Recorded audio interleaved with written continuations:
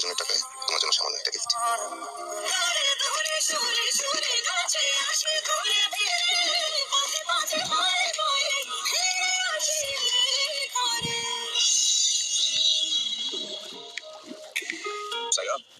তুমি এখানে?